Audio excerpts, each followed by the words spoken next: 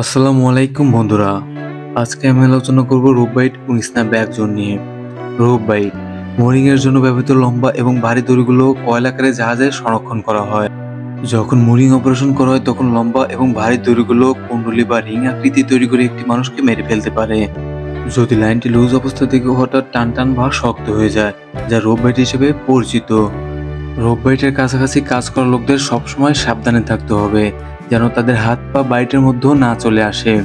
কখনোই বাইটের মধ্যে দাঁড়ানো যাবে না। পিঞ্চ পয়েন্ট চাপের অধীনে থাকা কোনো একটি দড়ি বা লাইন যদি একটি স্থির বস্তুর সাথে মিলিত হয় তখন একটি পিঞ্চ পয়েন্ট তৈরি করে।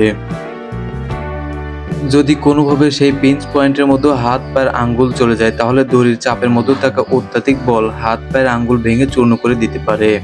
তাই বিশেষভাবে সচেতন থাকতে হবে যেন কোনোভাবেই পিঞ্চ পয়েন্টের মধ্যে হাত পায়ের আঙ্গুল না চলে যায়।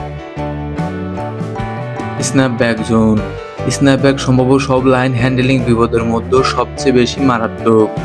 যখন মোরিং লাইনটি বেশি চাপে পড়ে যায় এবং লাইনটি তার সহনশীলতার সীমা ছাড়িয়ে যায় তখন দড়িটি ছিঁড়ে যাবে, এবং যখন এই বিভাজিত দড়িটি তার স্ন্যাপব্যাক জোনে ফিরে গিয়ে সেখানে দাঁড়িয়ে থেকে একজন ব্যক্তিকে আঘাত করবে তখন এটি একটি মারাত্মক আঘাত হতে পারে। এবং গবেষণায় দেখা গেছে এই বিচ্ছিন্ন লাইন রাইফেলের গুলির সমান বেগে স্ন্যাপব্যাক জোনে ফিরে আসতে পারে। তাই অপারেশন সম্পাদনকারী ক্রুদের অবশ্যই স্ন্যাপব্যাক এরিয়া সম্পর্কে ভালোভাবে প্রশিক্ষিত ও যোগ্য হতে হবে। জাহাজের সামনের ও পিছনের পুরো মোরিং ডেকটিকে সম্ভাব্য স্ন্যাপব্যাক জোন হিসেবে বিবেচনা করা উচিত এবং স্পষ্টভাবে ক্রুদের সতর্ক করার জন্য ডেকের উপর দৃশ্যমান স্ন্যাপব্যাক জোন চিহ্ন প্রদর্শন করা আবশ্যক।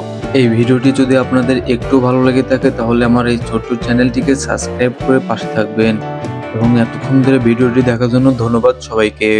সবাই সুস্থ ও নিরাপদে থাকবেন এই কামনাই করি। খোদা হাফেজ।